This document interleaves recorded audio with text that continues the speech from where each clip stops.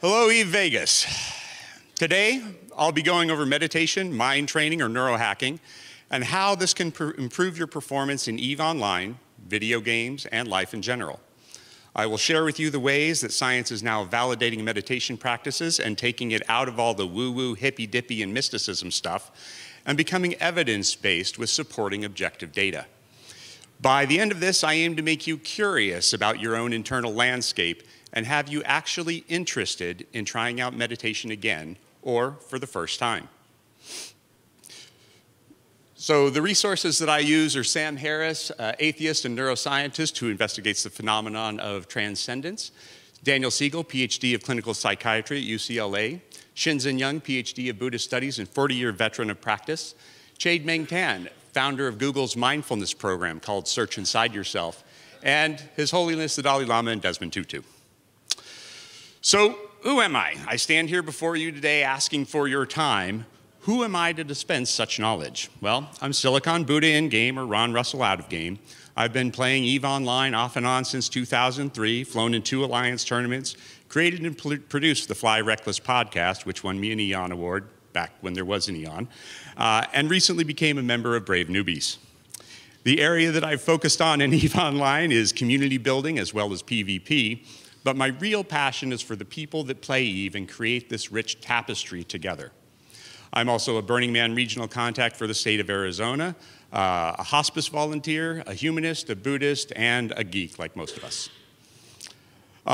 First off, I want to get something straight. I'm just a human being like you, pursuing joy and running away from suffering. I'm not ascended, enlightened, or some other state of being that is any different from you in this present moment. My perspective and acquired knowledge is freely available to anyone willing to put in the work to do it, and my hope and assertion is that given the teachings available today and the science backing it, that I can help you achieve a level of meditation, mind training, and emotional intelligence that will materially help you in your day-to-day life, not in years, but in hours, 50 to 100 hours to be specific. So, what brought me to mindfulness and meditation? In 2002, I was going through a crisis in my marriage that later ended in divorce. Like most of us that come to meditation, it's through a sense of pain and anguish. I discovered the 4 Noble Truths from a BBC podcast, and if you don't know what that is, that goes over the nature of suffering and its cessation. This was my first step on the path to Zen Buddhist philosophy and helped me navigate my divorce and the subsequent remarriage of my ex-wife to one of my gaming friends. Easy? No. Only helpful and available through the meditative practices? Yes. Another significant event in my life that was materially changed by my meditation is my relationship with depression and suicide. For many years, I was stable in my work, family, and hobbies, and I believed that I had a mature meditation practice, and that through this, that it would provide me a bit of skill in navigating the difficult things in my day-to-day life. This proved and still proves to be true today, but sometimes there are things in your life that are events like the death of a loved one, divorce, or facing your own mortality that shake us like a dog playing tug of war. One of these was my depression brought on by my second divorce. Notice a trend here? During that time in my life, I simply hunkered down and did the practice and the knowledge. While it may not help me today, it was definitely a part of my long-term fix, even if I didn't see it in that moment. I now see that the practice of mindfulness provided me with a framework for climbing out of the depths of depression to a place where I could once again see the beauty and joy in everyday life. Sometimes the only way to truly learn something is to go through it. And my bout with depression certainly taught me a lot about the subtle flavors and sensations of depression. So let's start with a scenario. You and your friends are in a site deep in 0-0 and 5 hostiles drop in on you. Besides blaming someone for not watching local or staying on D-scan, what do? Well, it depends on how you've trained your mind. Have you trained your mind to stay aligned and warped out? Or do you remain calm and have a PvP response prepared? Or do you just get the combat shakes and die in a gloriously expensive ball of fire? Or you're doing capital ship-op with your corpies and a lights. Good battle ensues, you're in station in your pod. What do? Do you lay down some salt? Do you yell at people? Or do you try and get back in the fight and do what you can to save your friends? Well, how have you trained your mind to do that? Or this one. You got a new bro on comms and he's spouting off about politics, religion, race, hateful behavior, or just being plain mean. So we've all been in this scenario before, whether the person is really trolling or really believes some of these vile things. Many people don't react well to things that offend their internal values. How we react to these people not only reflects how we treat all people, but dramatically affects our own happiness. I certainly know that I've gotten into it with people online, and for days I'm fuming about how this person sees this thing or what I should have said. Mind training can not only help with managing the aggravation of that interaction, but with helping you not to react, but to respond. Training yourself in knowing what you should do and how to then get the actual experience with it is critical in EVE Online. I know a lot of people who know what they should do, but have never done it in practice. And when confronted with a situation like PvP, lock up, become confused, or make basic mistakes that they later beat themselves up over. Take the art of FCing. Knowing what a good FC should do and knowing how to do those things are two different things. You need the actual experience FCing in order to really have it become part of your skill set. You need to practice those skills in order to become good at doing them. In EVE, as in meditation, all the knowledge doesn't do you any good if you don't put it into actual practice. Mindfulness can make pleasant experiences more fulfilling, and it can also help you deal with the challenges as they arrive in your day-to-day life. But the ultimate goal of meditation is to increase your baseline of mindfulness, which is the level of mindfulness that you experience when you aren't doing any formal meditation or practice. This means that it will not only help you when you're actively meditating or practicing in some way, but it will change your baseline level of happiness and incline your mind towards these more constructive ways of thinking and change your internal dialogue. First off, what is meditation? There are many ways to meditate, more than I can count. Mantras, breathwork, yoga, just note, gone are just a few of them. But they all have similar threads where you apply your concentration to your sense experiences with equanimity. That means that when you focus, like the Eye of Mordor, on a sensation either arising in the mind or the body, then you view that with a lack of push or pull, neither craving for it or averting from it, then that is a meditation. Or even more simply, concentration, sensory clarity, and equanimity all working together. Meditation is analogous to exercise. There are many different types of exercise, and each of them provide different benefits to you. What you get from yoga is very different from CrossFit, which is very different from cross-country running. With meditation, there are many different ways to meditate, and each of these have different approaches and a different effect on your mind and body as well. The key here is to understand that meditation is like exercise. Exercise trains your body, meditation trains your mind. Meditation has come a long way in the past 50 years. If you were meditating 50 years ago, your choices, approaches, and teachers were somewhat limited and often related to a religious practice. Today, that's no longer the case. There are many options available without a dogma associated with a system of faith. It's also no longer just used to calm your mind and manage stress, but as a method to improve performance, health, and excel at whatever you're currently doing, as well as give you an edge above those who do not train their mind. The three main areas where science has shown meditation to be beneficial are mind, body, and emotional regulation. The benefits to the mind are many, but I'll touch on a few that may surprise you. Your response time decreases from stimulus to response. Yes, you react faster, which is very advantageous for people who need to react as quickly as possible. Military, police officers, and video gamers. Your ability to focus on a chosen thing with or without distractions increases. Just look at when you sit down at your computer. How's your focus? When you can maintain concentration on your object of focus during meditation, you can use that ability anywhere in your life. Many meditators, myself included, have experienced where your ability to think creatively and outside the box is enhanced. If you're in a creative field, then this can be of particular value to you. The physical benefits to your body are even more surprising. your brain physically grows and thickens through a trait called neuroplasticity. More neurons are created, and there is more gray matter in the newer parts of the brain that deal with higher cognitive function, like the prefrontal cortex. In short, you can think your way through meditation to a bigger and better brain. It reduces inflammation in the cardiac system, which improves heart function and reduces blood pressure. And it increases longevity. Meditators have longer telomeres, which are the tiny little bits on the end of each chromosome which protect it from deterioration, which is an indicator of aging effects. It's also been shown that meditators lose less neurons than non-meditators as they age. Many people struggle with sleep, and while it's no silver bullet, your quality of sleep will go up as you train your mind. Our need for sleep and the quality of sleep in our lives dramatically affects our mental states. Finally, we have the benefits to emotional regulation. These are the ones that most people think about when they think of meditators. Let's start with the first thing, calming your mind. This is one of the first skills that a meditator learns. Now, many of you may have sat on a cushion and tried to force your mind to calm down and just become frustrated with it. Calming the mind doesn't work that way. The way to calm the mind is to allow it to settle and calm, like putting a snow globe down and allowing it to settle.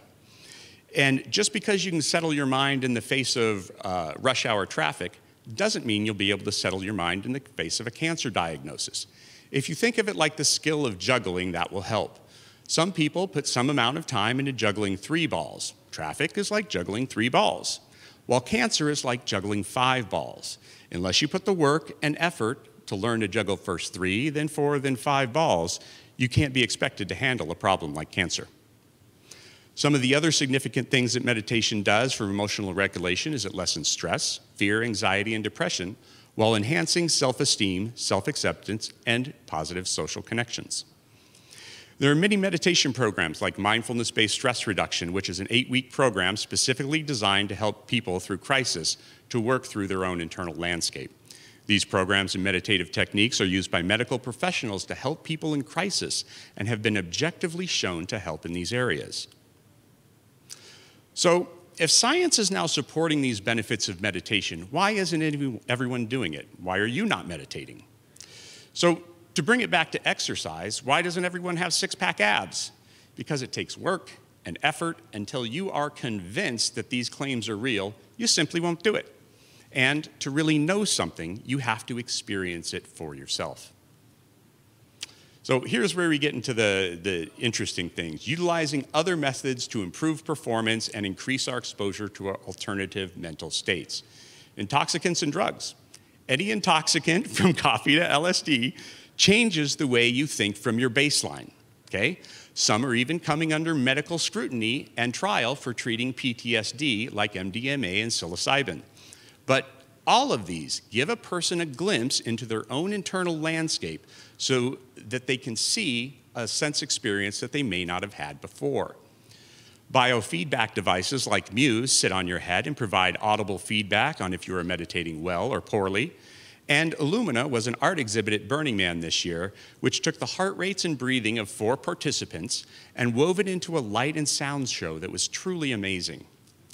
Psychedelics have long been used for people to crack open their own internal dialogue, but these aren't great long-term solutions. So, if science is supporting these claims, can science also help us gain proficiency in some of these skills? I say yes, as does the Dalai Lama and Chade-Meng Tan, who created and guides Google's most successful program to date, their program called Search Inside Yourself. The recommendations are to create habits and dedicate at least 1 moment a day to a formal practice. Make it fun and to truly appreciate the moments of joy in your meditation practice. The key to doing this is the idea of a minimum effective dose, understanding that when you place someone on this path skillfully, that there is a better chance of them continuing and not quitting. 1 single mindful breath a day is infinitely better than none. Everyone should have time for 1 mindful breath. 10 to 20 minutes a day is optimal, and there are also easy informal practices that help this weave it into your life.